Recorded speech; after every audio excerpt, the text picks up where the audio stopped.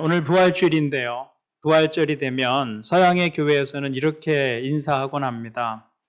목사가 회중들 앞에서 Jesus is risen 이렇게 말하면 회중은 어떻게 대답하냐면 indeed 이렇게 대답을 합니다. 그리고 회중을 향해서 목사가 indeed 하면 회중은 Jesus is risen 이렇게 인사를 하죠.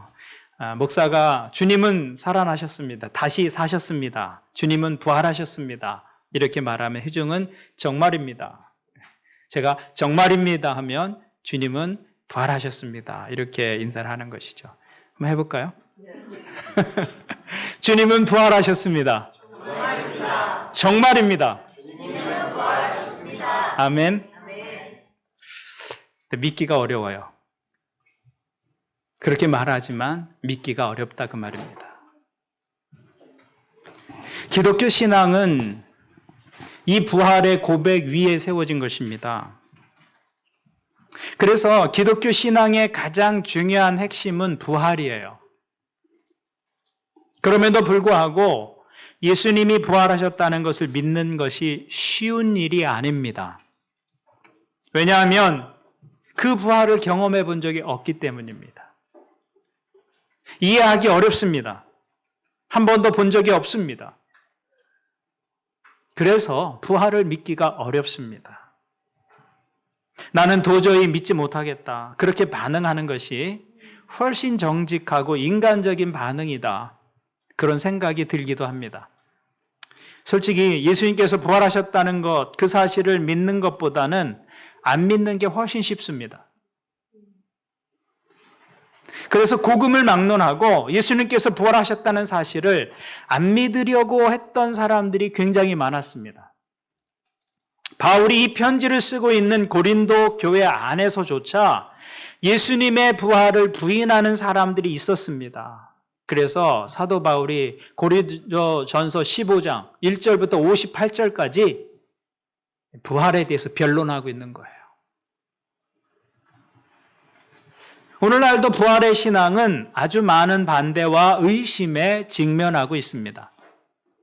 그런데 만약 부활이 없다면 교회는 물론 세워지지 않았을 것이고요. 기독교 신앙 자체가 형성되지 않았을 것입니다.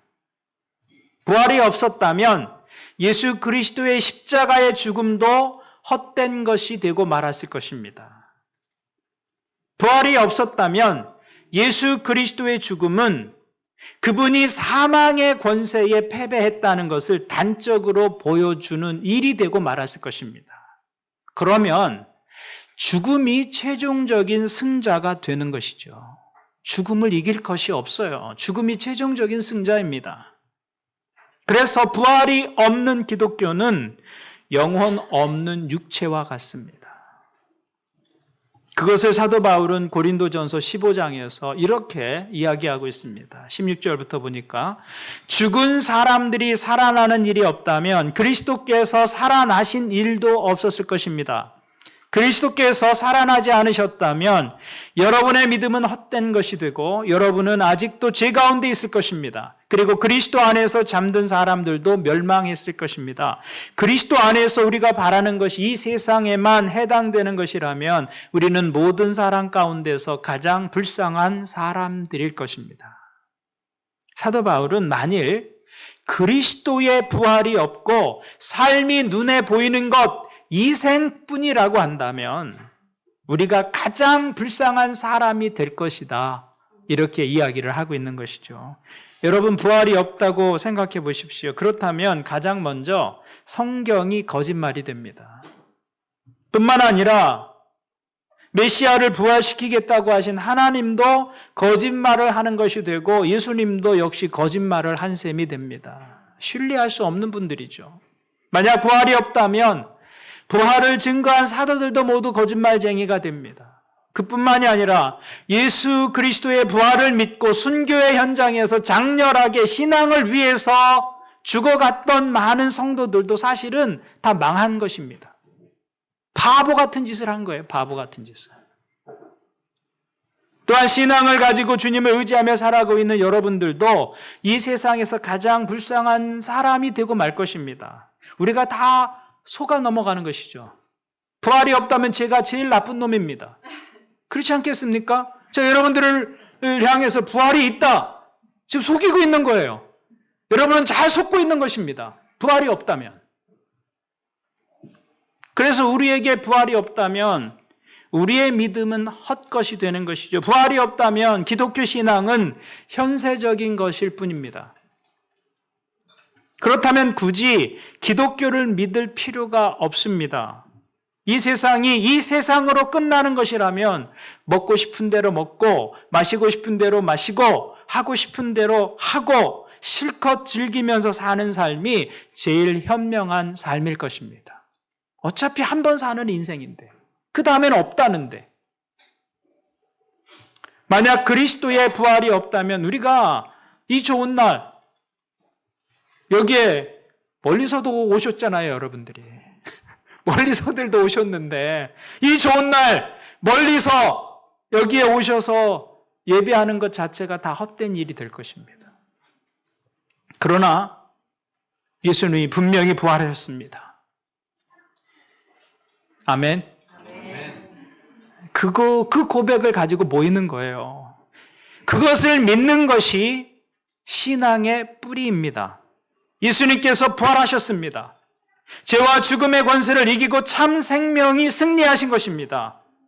그리고 우리 믿음은 그 위에 세워져 있는 것이죠.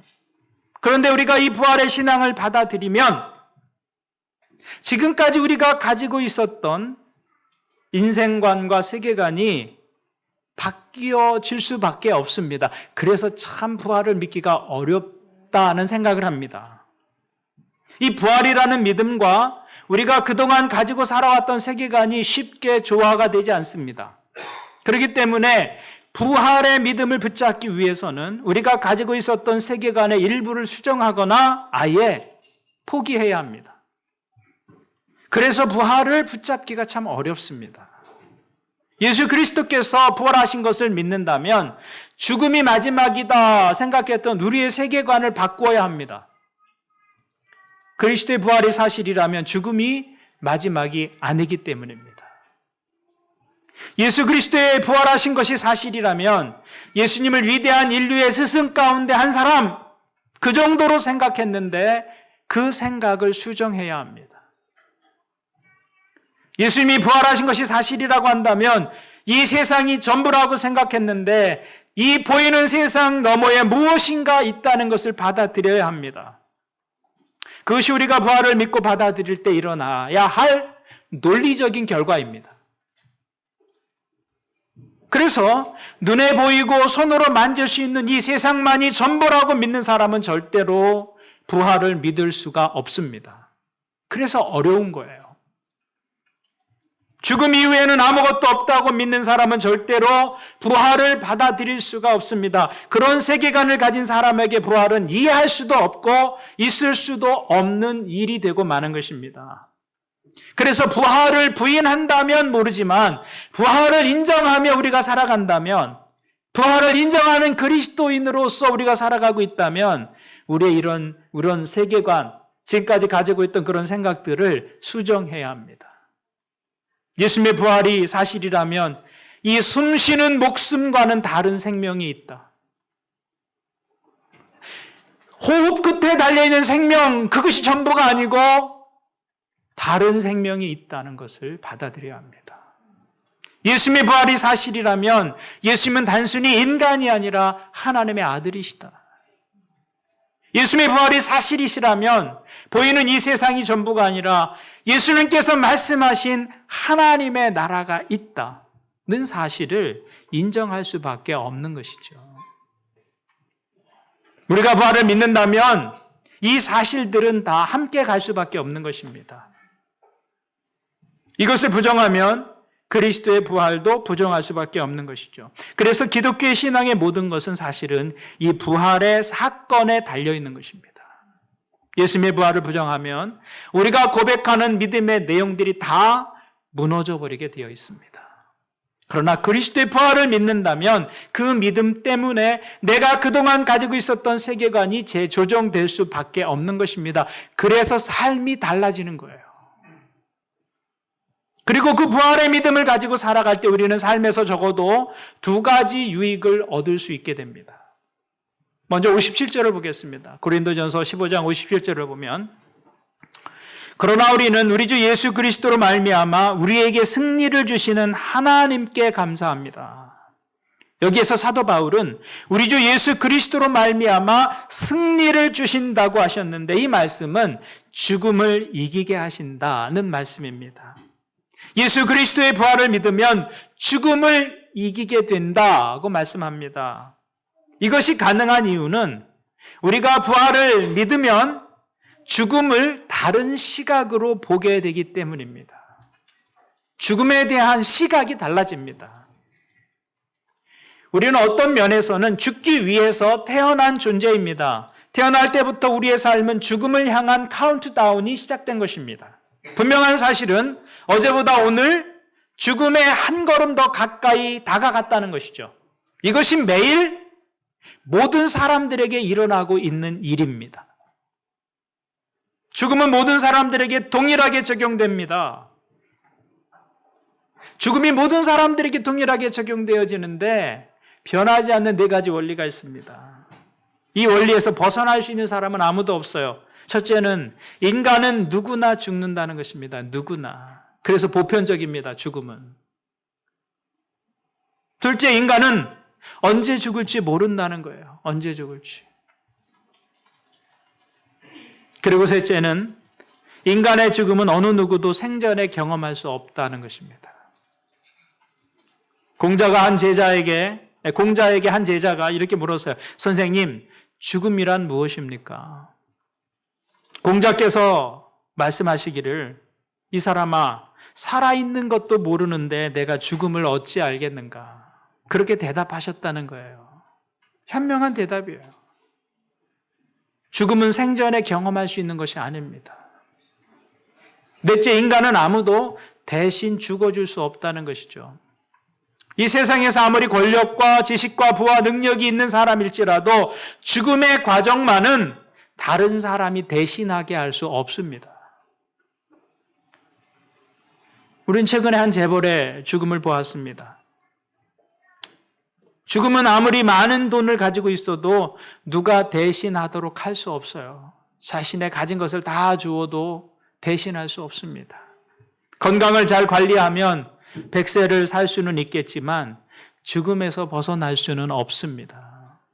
그런데 누가 이 죽음의 공포와 위협으로부터 우리를 건져낼 수 있는가? 바로 예수 그리스도라고 사도 바울이 이야기하고 있는 것입니다. 우리를 이기게 하시고 승리를 주시는 하나님께 감사한다고 고백합니다. 예수님께서 유일하게 죽음을 이기신 분이시다라는 것이죠. 그분은 다시 살아나셨습니다. 그분만이 우리를 죽음의 공포에서 벗어나게 하시고 죽음을 정복하게 만드십니다. 그래서 22절을 보면 이렇게 말씀합니다. 아담 안에서 모든 사람이 죽는 것과 같이 그리스도 안에서 모든 사람이 삶을 얻을 것입니다. 예수님은 죽음을 이기셨기 때문에 그분 안에는 죽음을 이기는 생명이 있습니다. 주님은 그 생명을 우리에게 주십니다. 그래서 영생의 약속을 가진 우리는 비록 내 앞에 죽음이 기다리고 있지만 믿음을 가지고 그 사망을 향해서 이렇게 외치며 말할 수 있다는 것입니다. 55절의 말씀을 보니까 죽음아 너의 승리가 어디에 있느냐? 죽음아 너의 독침이 어디에 있느냐? 죽음을 향해서 이렇게 외칠 수 있다는 거예요. 유한한 생명을 사는 인간이 어떻게 죽음을 향해서 이렇게 외칠 수 있겠는가? 그런데 부활의 신앙은 죽음을 향해서 그렇게 외칠 수 있게 한다는 거예요. 한 어린 형제가 길을 가고 있었습니다. 근데 난데없이 벌 한 마리가 두 형제를 공격해 왔습니다. 그러다 형이 벌에 쏘였습니다. 그리고 벌은 계속해서 동생을 공격하려고 합니다. 동생이 무서워서 피하려고 하자 형이 말합니다. 동생아, 형이 벌에 쏘였기 때문에 그 벌에게는 침이 없어. 이제 그 벌이 너를 아프게 할 수는 없어. 무서워하지 마. 벌은 한 번 쏘면 침을 잃게 됩니다. 그래서 다시 쏠 수 없습니다. 주님께서 하신 일이 바로 그것이다 라는 것이죠. 주님은 우리 대신 죽음을 맛보시고 부활하셨습니다. 그래서 우리는 죽음을 향해서 이렇게 외칠 수 있는 것이죠. 죽음아, 너의 승리가 어디 있느냐? 죽음아, 너의 독침이 어디에 있느냐? 그리스도의 부활로 인해서 죽음이 그 독침을 잃어버렸기 때문입니다. 여러분이 세상을 살면서 죽음을 향해서 그렇게 말할 수 있는 사람이 누구겠습니까? 그리스도인밖에 없어요. 이것이 은혜라는 것이죠. 이것이 얼마나 큰 특권인지 모릅니다. 제 아버지께서 1년 전에 하나님의 나라로 가셨습니다. 토요일 날 새벽에 전화가 울렸어요. 전화가 울리는 순간 느낌이 왔습니다. 아버지께서 돌아가셨구나. 그래서 전화를 받고 아버지가 계신 병원으로 달려갔습니다. 아직 체온이 남아있어서 아버지의 몸을 만지는데 아주 따뜻하게 그렇게 느껴졌어요. 그 아버지 얼굴을 만지면서 이렇게 말했습니다. 아버지 먼저 가세요. 저도 아버지 곁으로 갈 겁니다. 도대체 무엇을 근거로 우리가 이런 이야기를 하는 것입니까? 무엇을 근거로 우리가 죽으면 천국에 들어갈 것이라고 말하고 있는 것이냐? 돌아가신 아버지께서 천국에 가신다는 것을 무엇을 근거로 말할 수 있겠습니까? 예수 그리스도께서 다시 사셨기 때문입니다. 그 약속대로 예수님께서 다시 살아나셨기 때문에 그 사건을 내게 일어날 사건으로 믿고 주장할 수 있는 것입니다. 그것이 주님께서 부활의 첫 열매가 되신다는 말씀입니다.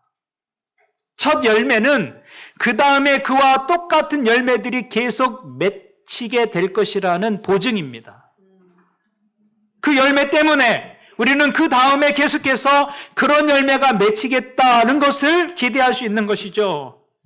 그런데 성경은 예수 그리스도께서 부활하셔서 부활의 첫 열매가 되셨다. 부활의 유일한 열매가 아니고 부활의 마지막 열매가 아니고 부활의 첫 열매가 되셨다고 선포하고 있습니다. 그래서 우리는 그 열매가 계속해서 맺혀질 것을 기대하고 바랄 수 있는 것이죠. 그래서 우리는 죽음 앞에서 담대할 수 있는 것입니다. 물론 죽음을 생각하면 여전히 두려운 부분이 있긴 합니다. 그러나 죽음을 두려움만으로 대하지 않습니다. 두려움을 넘어설 수 있는 소망이 있는 것이죠. 부활의 사건이 있기 때문입니다. 이 부활의 사건을 통해서 주님은 세상은 죽음이 끝이라고 말하지만 아니다. 죽음이 끝이 아니다 라고 말씀하고 있는 것입니다. 부활을 보라는 것이죠. 우리는 인생의 마지막에 입게 될 수의가 내가 입을 마지막 옷이라고 생각하지만 예수님의 부활은 아니다. 그 후에 우리가 입을 부활의 몸이 있다. 이렇게 가르쳐 주시는 것입니다. 우리는 우리가 죽고 나서 눕게 될 그 좁은 관이 우리가 머물게 될 마지막 집이라고 생각하지만 예수님의 부활은 아니다. 주님께서 예비하신 하나님의 나라 영원한 집이 있다고 가르쳐 주시는 것입니다. 예수님의 부활은 죽음 이후에 더 나은 생명이 시작됨을 증거하고 있는 것입니다. 예수 그리스도의 부활을 통해서 우리는 죽음이 끝이 아니라는 것을 알기 때문에 죽음 앞에서 절망하지 않을 수가 있는 것입니다. 그것이 바로 부활의 신앙을 가진 사람들의 살아가는 모습이라는 것이죠. 오늘 부활절을 기억하고 예배하는 여러분들에게 이 부활에 대한 분명한 믿음이 있기를 바랍니다. 하나님을 만나면 그게 믿어집니다. 여러분, 이해되어지는 게 아니에요. 믿어지는 거예요. 놀라운 일이에요. 그래서 믿음은 선물입니다. 믿음은 하나님의 놀라운 은혜입니다. 부활의 신앙을 가진 사람은 죽음을 두려워하지 않을 뿐만 아니라 이 땅을 살아가는 동안 죽음을 의식하며 영원한 의미가 있는 일에 더 관심을 가지게 됩니다. 그래서 하나님께서 허락하신 생명의 기간 동안 하나님의 나라, 그 영혼을 위해서 살아가는 모습이 부활신앙을 가진 사람들의 모습이죠. 이것이 부활신앙이 우리에게 주는 두 번째 유익입니다. 영혼을 준비하며 지금을 산다는 거예요. 그래서 58절을 보면 부활신앙은 우리로 하여금 주님의 일에 더욱 힘쓰게 만듭니다. 58절을 보시겠습니다. 그러므로 나의 사랑하는 형제자매 여러분, 굳게 서서 흔들리지 말고 주님의 일을 더욱 많이 하십시오. 여러분이 아는 대로 여러분의 수고가 주님 안에서 헛되지 않습니다. 부활신앙은 이 땅에서 살아가면서 주님을 만날 영혼을 준비하며 살아가는 신앙입니다. 그냥 언젠간 다시 살겠지. 그런 게 아니에요. 지금을 영혼을 준비하며 살아가는 것이죠. 그러므로 부활을 믿는 사람들은 이 세상에서 사라질 것들, 헛된 것들에 대한 집착으로부터 자유로워질 수 있는 것입니다. 부활을 믿는 사람은 부활 후에도 남아있을 영원한 가치가 무엇인지를 생각합니다. 그리고 그것을 위해서 살려고 노력하게 됩니다. 그게 진정한 부활신앙입니다. 그러니까 부활을 믿느냐 안 믿느냐의 차이는 입술로 나는 믿어, 나는 안 믿어 그렇게 말하는 그 말 속에 있는 것이 아닙니다. 삶의 궁극적인 관심이 어디에 있는가? 그것이 부활신앙의 모습인 것이죠. 나는 믿어 안 믿어 그것이 부활신앙이 아닙니다. 예수 그리스도의 부활을 믿는 자의 삶의 궁극적인 목적은 영원입니다. 지금을 살지만 영원의 관점에서 지금을 사는 것입니다. 그러나 부활을 믿지 않는 사람들의 삶의 궁극적인 관심은 현세일 수밖에 없습니다. 그것은 당연한 일이죠. 부활을 믿지 않으면 세상은 보이는 것이 전부입니다. 그러니 지금 여기 그것이 삶의 궁극적인 관심일 수밖에 없는 것입니다. 그러나 그리스도인들은 삶이 죽음 너머에서도 계속 이어지며 현세의 삶은 영원한 삶의 한 부분이다라는 것을 알고 있기 때문에 지금이 전부인 것처럼 살지 않는 것입니다. 그래서 오늘 여기에서의 삶이 영원으로 이어진다는 생각 때문에 오늘의 삶을 근신하며 사는 것입니다. 아무렇게나 살지 않습니다. 아무렇게나 사는 사람이 있다면 부활을 그 사람이 말한다 할지라도 사실은 부활을 믿지 않는 사람입니다. 지금 이 순간이 영혼으로 이어진다고 생각해 보십시오. 그 생각은 우리의 삶을 근신하고 삼가게 만듭니다. 그래서 부활신앙은 오늘을 어떻게 살 것인지 거기에 영향을 주게 되어 있습니다. 그냥 언젠가 다시 살겠지 그게 아니에요. 그 부활신앙 때문에 오늘을 사는 삶이 영향을 받습니다. 그래서 부활을 믿느냐 안 믿느냐 하는 것은 입술의 고백에 있는 것이 아니라 삶의 궁극적인 관심에 있는 것이다. 그러니까 내가 하나님을 믿는다고 하면서도 영혼이 없는 것처럼 생각하고 이 세상의 것들을 최종적인 목적으로 두고 살고 있다면 사실은 부활을 안 믿는 거예요. 말은 그렇게 하지만 부활을 믿지 않는 것입니다. 그러니까 부활의 삶은 먼 미래의 이야기가 아닙니다. 지금 여기에서 부활의 삶이 있는 거예요. 지금이 영혼으로 이어지기 때문입니다. 오늘이 영혼으로 이어지기 때문에 오늘 하루를 성실하게 살아갈 수 있는 것이죠. 그것이 부활신앙이 주는 유익 가운데 하나다라는 것입니다. 결국 우리의 삶을 세상과 다르게 만들고 우리의 관심이 지금 여기가 아니라 그것 너머에 있게 해주는 것, 그것이 부활에 관한 믿음이다라는 것입니다. 오늘 여러분에게 이 믿음이 있기를 바랍니다. 지금이 전부가 아니에요. 그것 너머에 있는 것들을 보면서 지금을 사는 것입니다.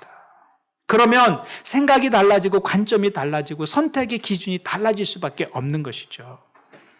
그런데 어떻게 우리가 이 부활에 참여하게 되었느냐라는 것입니다. 21절, 22절을 보겠습니다. 한 사람으로 말미암아 죽음이 들어왔으니 또한 한 사람으로 말미암아 죽은 사람의 부활도 옵니다. 아담 안에서 모든 사람이 죽는 것과 같이 그리스도 안에서 모든 사람이 살아나게 될 것입니다. 그러니까 우리 부활의 근거는 예수 그리스도의 부활이라는 것이죠. 그런데 성경은 그 부활의 이야기가 예수 그리스도에 관한 이야기로 그치지 않고 그 이야기가 바로 우리의 이야기라고 말씀하고 있습니다. 한 사람으로 인해서 죽음이 들어온 것처럼 또 한 사람으로 인해서 죽은 사람의 부활도 들어왔다고 말씀합니다. 그래서 고린도전서 6장 14절은 이렇게 말씀합니다. 하나님께서 주님을 살리셨으니 그의 권능으로 누구도 우리도 살리실 것입니다. 이 말씀은 그러니까 그 이야기가 바로 내 이야기다라고 말씀하고 있는 것입니다. 예수 그리스도를 다시 살리신 그 하나님이 그 능력으로 우리도 그렇게 다시 살리시겠다 말씀하신 것입니다. 그래서 예수님께서도 약속해 주셨습니다. 요한복음 11장 25절을 보니까 나는 부활이요 생명이니 나를 믿는 자는 죽어도 살겠고, 반복해서 주시고 있는 약속인 것이죠. 내 이야기가 너의 이야기가 될 것이다 라는 것입니다. 그러니까 죽음의 권세를 깨뜨리신 그 예수 그리스도의 생명 안에 우리가 있을 때 그 생명을 힘입어서 우리도 부활하는 것입니다. 그러니까 부활의 이야기는 우리가 주님을 알기 전까지는 우리와 상관이 없는 이야기였습니다. 그런데 그 이야기가 어떻게 우리의 이야기가 되고 나의 이야기가 되었습니까? 예수 그리스도를 나의 구세주와 주님으로 받아들일 때 그 이야기가 나의 이야기가 된 것입니다. 그래서 저는 이 육체라는 껍데기 안에 예수님이라는 보배를 가지고 있습니다. 이게 모든 그리스도인의 모습입니다. 그것이 저의 소유입니다. 저의 가장 소중한 소유입니다. 그리고 저는 예수님 안에 있습니다. 그것이 저의 위치입니다. 주님이 내 안에, 내가 주님 안에 있기 때문에 저는 주님의 부활이 남의 이야기가 아니라 나의 이야기로 말할 수 있는 것입니다. 여러분도 그와 같이 고백할 수 있습니까? 주님의 부활의 이야기가 여러분 자신의 이야기가 되고 있습니까? 아멘. 그것이 놀라운 일이죠. 내 인생에 일어난 일 가운데 그것보다 놀라운 일은 없습니다. 이게 은혜예요, 은혜. 그런데 우리 주변에 그 이야기가 자기 이야기가 아니기 때문에 여전히 죽음의 권세 아래서 살아가는 많은 사람들이 있습니다. 그 사람들이 죽음의 인질로 잡혀 있습니다. 죽음이 사람들이 무서워하는 최고의 두려움입니다. 죽음이 시키는 대로 살아갑니다. 두려워하고 눈치 보고 염려하고 매일매일 죽음에 매여서 죽는다는 생각만 해도 기쁨이 사라지고 소망이 사라지는 그런 삶을 살고 있습니다. 여러분이 사랑하는 사람들 중에 그런 사람들이 있어요. 그 죽음에서 벗어나는 유일한 길이 있다면 예수 그리스도의 부활의 이야기를 나의 이야기로 만드는 것입니다. 그거 밖에는 없습니다. 그런데 어떻게 그 이야기가 나의 이야기가 됩니까? 예수 그리스도를 나의 구세주와 주님으로 영접하는 것입니다. 그것이 유일한 길입니다. 그래서 우리가 더함교회에서 맞이하는 첫 부활주일인데요. 이 부활주일에 우리는 우리가 사랑하는 사람들 가운데 아직도 부활의 이야기가 자기 이야기가 아닌 사람들을 생각하게 되는 것입니다. 여러분이 정말로 그들을 사랑한다면 여러분들이 그들을 위해서 해야 할 가장 중요하고 급한 일은 예수의 부활의 이야기가 그들의 이야기가 되도록 돕는 것입니다. 그래서 오늘 주보에 여러분들이 이런 유인물을 받으셨을 것입니다. 받으셨나요? 네. 여러분이 사랑하는 사람들 가운데 여기 뒷편에 보면 구체적으로 체크해보라고 단골 상점까지 써놨어요. 동서까지 써놓고요. 이발사 미용사까지 써봤습니다. 여러분이 만나는 사람, 여러분이 사랑하는 사람들 가운데, 가족 가운데, 직장 동료 가운데, 이웃 가운데, 날마다 마주치는 사람들 가운데 아직도 부활의 소식을 모르는 사람들이 있지 않습니까? 예수님께서 죽음을 이기신 그 승리의 이야기를 아직 모르는 사람들을 알기는 알지만 아직도 그 이야기가 자기의 이야기가 되지 않고 남의 이야기가 되고 있는 사람들. 그 사람들에게 부활의 이야기가 바로 그 사람들 자신의 이야기가 되도록 돕는 것. 그래서 예수의 부활 때문에 내가 부활한다. 그 부활의 믿음과 소망을 가지고 살아가게 만들어주는 것. 그것이 부활의 신앙을 가진 사람들의 또 다른 관심이어야 한다는 것입니다. 왜냐하면 주님께서 우리를 그 부활의 증인으로 세우셨기 때문입니다. 그래서 우리는 앞으로 부활절 때마다 VIP를 작정하고 그들을 위해서 기도하면서 그들이 어떻게든 이 부활의 복음을 듣게 하도록 한 해 동안 우리가 농사짓듯 영혼을 돌보는 일을 하려고 합니다. 여러분이 더함교회에서 신앙생활하는 한 이 일은 매년 반복되게 될 것입니다. 여러분 결심하십시오. 그것이 더함교회가 있는 이유이고 우리가 복음을 우리 영혼에 간직한 이유입니다. 부활의 소식은 우리에게 두 가지 삶의 변화를 요청합니다. 하나는 그 부활의 그 부활에 대한 소망 때문에 삶의 궁극적인 관심, 그 부활을 삶의 궁극적인 관심으로 가지라는 것이죠. 그래서 오늘 여기에서의 삶이 영원으로 이어진다는 그 생각 때문에 오늘을 조심하며 살고 오늘을 근신하며 사는 것, 아무렇게나 살지 않는 것, 그것이 부활을 진실로 믿고 기대하는 사람들의 삶의 모습이라는 것입니다. 그 부활이 오늘을 어떻게 살지 기준이 되고 영향을 주는 것이죠. 그리고 그 믿음은 아직 믿지 않는 사람들을 향해서 마음이 가게 합니다. 왜냐하면 부활의 소식은 이 짧은 인생을 살아가는 동안 나와 나의 이웃의 영혼을 다르게 만들 수 있는 가장 중요한 이야기이기 때문입니다.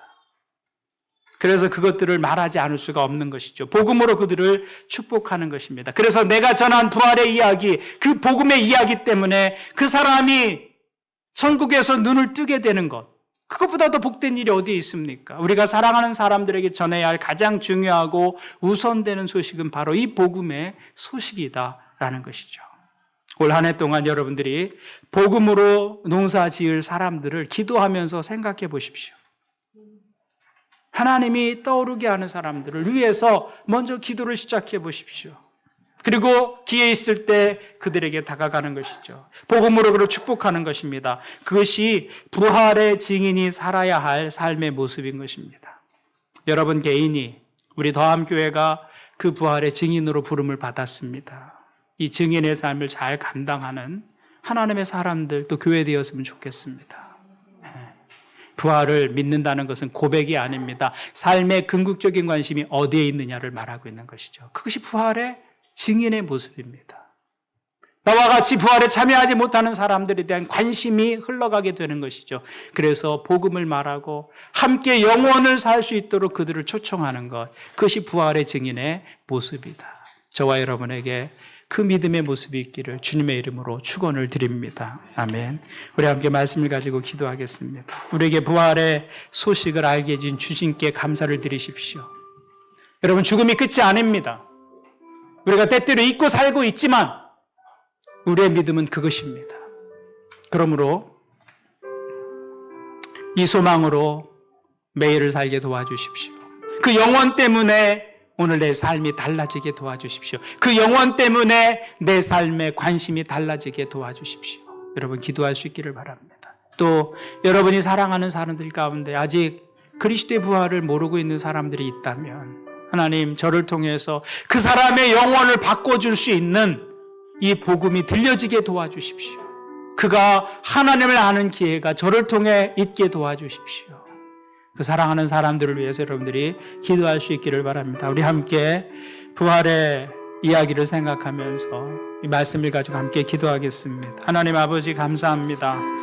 오늘 우리가 부활의 복된 소식을 가지고 주님 앞에 서게 된 것을 인해 감사를 드립니다. 주님의 부활이 우리의 부활이 됩니다. 죽음을 이기신 하나님의 권세, 그 권세가 우리를 다시 살리게 만들 것입니다. 우리가 그것을 믿습니다. 입술의 고백이 아니라 삶의 궁극적인 관심이 어디에 있는지 삶으로 보여줄 수 있는 부활의 신앙의 사람들이 되게 도와주옵소서. 그래서 우리의 삶이 영원으로 이어진다는 그 놀라운 사실 때문에 오늘을 아무렇게나 살지 않는 매 순간순간을 영혼을 생각하며 살아갈 수 있는 영적인 각성을 우리 가운데 더하여 주시옵소서. 그래서 주님 앞에 서는 날 우리 인생의 걸음이 부끄럽지 않게 주님 도와주옵소서. 하나님 또한 우리는 이 부활의 소식을 알지 못하는 사랑하는 사람들을 생각합니다.